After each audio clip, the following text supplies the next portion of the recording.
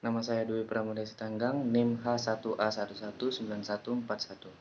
Oke, di sini saya akan membahas tentang pengelolaan desa yang akan saya tawarkan kepada daerah saya, yaitu Sungai Lilin, Kabupaten Musi Banyuasin.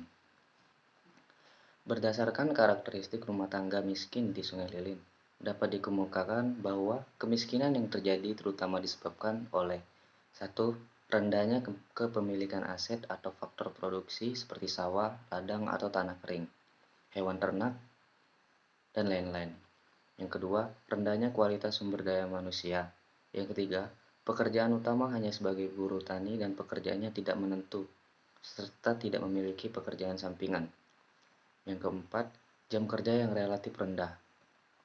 Rendahnya pendapatan yang kelima, rendahnya pendapatan keluarga sehingga berakibat pada rendahnya pembentukan modal.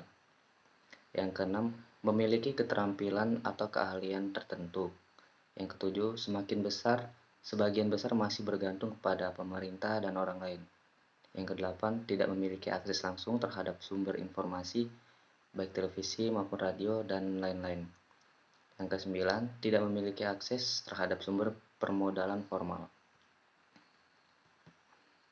Jadi, dalam proses percepatan penanggulangan kemiskinan di Kabupaten Musi Banyuasin, maka program penanggulangan kemiskinan dikelompokkan atas 4 kelompok berdasarkan segmentasi masyarakat miskin penerima program.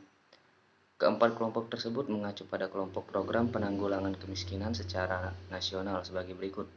Yang pertama, kelompok program penanggulangan kemiskinan berbasis bantuan dan perlindungan sosial yang terdiri atas program yang bertujuan untuk pemenuhan hak dasar, pengurangan beban hidup, serta perbaikan hidup masyarakat miskin. Yang kedua, kelompok program penanggulangan kemiskinan berbasis pemberdayaan masyarakat yang terdiri atas program-program yang bertujuan untuk mengembangkan potensi dan memperkuat kapasitas kelompok masyarakat miskin untuk terlibat dalam pembangunan yang didasarkan pada prinsip-prinsip pemberdayaan masyarakat. Kemudian yang ketiga, kelompok program penanggulangan kemiskinan berbasis pemberdayaan usaha ekonomi mikro dan kecil, terdiri atas program-program yang bertujuan untuk memberikan akses dan penguatan ekonomi bagi pelaku usaha berskala mikro dan kecil. Yang keempat, kelompok program-program lainnya, baik secara langsung maupun tidak langsung, dapat meningkatkan kegiatan ekonomi dan kesejahteraan masyarakat miskin. Program ini bisa jadi referensi bagi desa agar bisa berinovasi demi kesejahteraan masyarakat. Oke, yang pertama, satu, program Desa Mandiri BPJS. Sudah bukan rahasia lagi jika BPJS jadi andalan warga untuk meringankan biaya kesehatan. Akan tetapi, tidak semua warganya memiliki. Karena kendala teknis maupun tidak mempunyai keinginan untuk membuatnya, jadi pemerintah melakukan program desa terbaik, yakni BPJS Mandiri, di mana pengelolaannya adalah organisasi kesehatan masyarakat atau OKM di desa tersebut. Dengan BPJS Mandiri ini, maka warga pun diharapkan bisa melakukan gotong royong untuk melakukan kebaikan, sebab iuran BPJS pemerintahan besarnya kerap jadi kendala tersendiri bagi warga yang kurang mampu. Yang kedua, teknologi sumur untuk persediaan air desa. Pada tahun 2007 yang lalu terjadi sebuah permasalahan, di mana Indonesia pernah mengalami kemarau yang panjang, sehingga banyak daerah yang harus mengalami kekeringan. Air bersih pun menjadi lebih sulit didapatkan. Untuk mengantisipasinya, maka tercetuslah program Desa Terbaik Teknologi Sumber Desa. Program ini terlaksana karena bantuan tenaga profesional dari Himpunan Pendudukan Pemakai Air Pump atau HIPPAM. Tenaga ahli membantu masyarakat membuat sumur submersible dengan kedalaman sekitar 60 meter. Akhirnya, warga di desa tersebut dapat memiliki air bersih di desanya. Dengan inovasi ini, maka sudah banyak warga yang bisa menikmati kemudahan ini. Kemudian jika di desa saya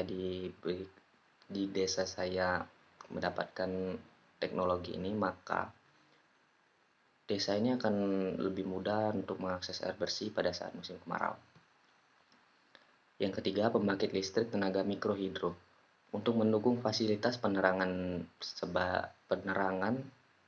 yang lebih baik, maka desa harus melakukan inovasi sendiri, di mana salah satu solusinya adalah dengan menggunakan pembangkit listrik tenaga mikrohidro. Warga bersama tenaga ahli dapat mencoba membuat PLTMH sehingga desa tersebut bisa menikmati terangnya listrik di malam hari. Bahkan sampai saat ini desa tersebut pun menjadi penyedia turbin yang kemudian dipesan oleh berbagai daerah. Sebagai gantinya, masyarakat dapat merasakan teknologi tenaga listrik dari hasil yang dilakukan. Yang keempat, program penyusunan informasi tanah milik warga. Jika penduduk yang ada di suatu desa banyak yang mempunyai sertifikat tanah yang rusak atau buram, maka sudah selayaknya dilakukan program desa terbaik yang satu ini. Hal tersebut bukan tidak mungkin terjadi. Sejak tahun 1940, belum terdapat pergantian maupun perbaikan sertifikat tanah. Tujuan diadakannya program penyusunan ulang informasi kepemilikan tanah adalah agar terhindar dari konflik dan sengketa. Sebab kepemilikan tanah jadi perkara yang sensitif di antara para warga. Program ini juga disertai dengan adanya edukasi mengenai pentingnya mempunyai sertifikat tanah oleh tenaga profesional. Yang kelima, tempat pengolahan sampah terpadu. Setiap desa pasti mempunyai permasalahan dengan sampah, tak terkecuali di desa saya juga. Maka ada satu solusi, yaitu untuk mengolah sampah menjadi pupuk alami dan dapat dijual sebagai produk bernilai jual yang lebih tinggi. Tempat mengolah sampah ini diberi nama dengan tempat pengolahan sampah terpadu. Dengan adanya tempat pengolahan sampah terpadu ini, maka akan membuka lapangan pekerjaan bagi masyarakat yang kurang mampu. Selain untuk mengatasi masalah lingkungan, pengangguran juga dapat dikurangi. Sampah organik akan diolah menjadi pupuk dan dapat dijual lagi. Sampah anorganik diolah menjadi kerajinan daur ulang yang tentu saja memiliki nilai jual yang lebih tinggi. Pada akhirnya akan meningkatkan pendapatan ekonomi dari masyarakat di desa tersebut.